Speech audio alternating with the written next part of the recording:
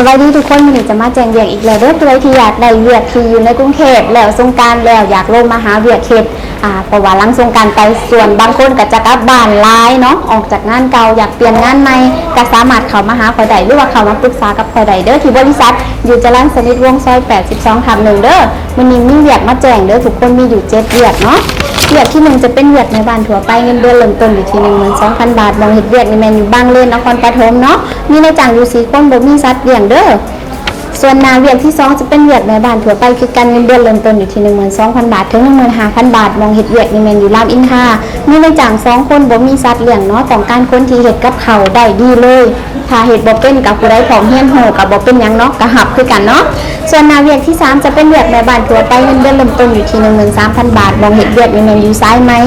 มีในจ้างอยู่2คนม้า1ตัวเนาะหน้าที่ก็คือทำความสะอาดบ้านทั่วไปแล้วก็ดูแลม้า1ตัวหั่นเนาะส่วนนาเวียกที่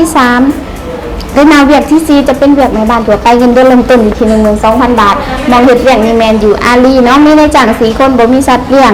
หน้าที่จะทำความสะอาดบ้านทั่วไปซักผ้ารีดผ้าและขอคนที่เฮ็ดกับข้าวง่ายๆได้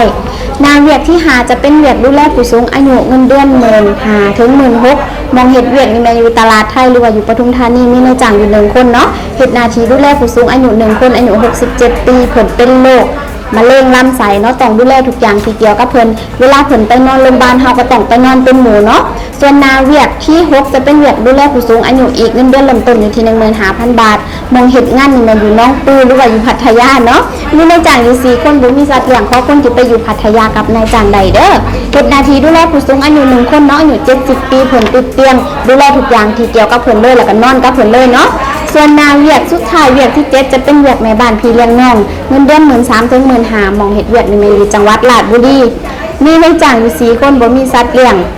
เฮ็ดหน้าที่เบิ่งน้อง1คนอายุ2ปีดูแลทุกอย่างที่เกี่ยวกับน้องเลยเนาะผู้ใดที่อยากได้เวียกที่ค่อยอ่านไปนี่เนาะเข้ามาสมัครได้เด้อทุกเวียกจะมีวันหยุดให้4วันค่ะบ่หยุดจะได้ OT วันละ500เด้อทุกคนผู้ใดที่มาบ่ถูกก็อย่าลืมโทรเข้ามาเด้อทุกคนที่เบอร์0983715000เนาะอยู่ที่จรัญสนิทวงศ์82/1เปิดทุกมื้อเวลา 8:30 ฮอด 1:30เด้อสำหรับมื้อนี้สบายดี